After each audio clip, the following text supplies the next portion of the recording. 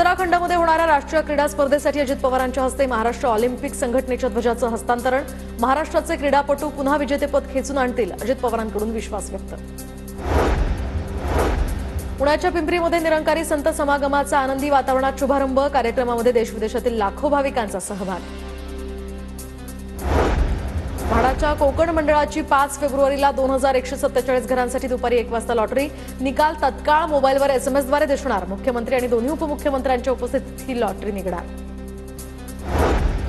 कोकण रेल्वेला डावलणाऱ्या मध्य रेल्वेला हायकोर्टाचा दणका। सोमवारपर्यंत निविदा सुरू ठेवण्याचे आदेश। तर पाचोरा जामनेर 53 किलोमीटर लांबीचे रेल्वे रूळ या ठिकाणी दुरुस्ती आणि पुलाच्या कामाच्या निविदेतनं कोकण रेल्वेला वगळण्यात आल्यानंतर हायकोर्टात धाव।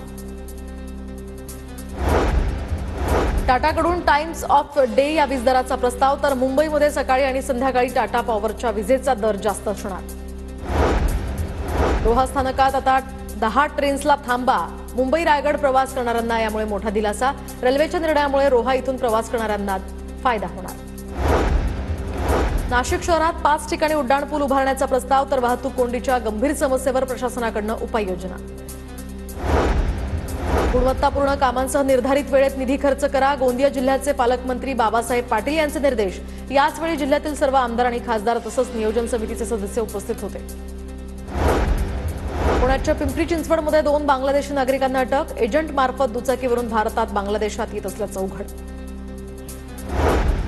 नाशिक महामार्गावर कसारा घाटात खासगी मिनी बसचा अपघात। अपघातामध्ये 3 जण गंभीर तर 21 जण किरकोळ जखमी। लग्न सोहळ्याला जाताना अपघात झाल्याची माहिती। जखमींवर उपचार सुरू।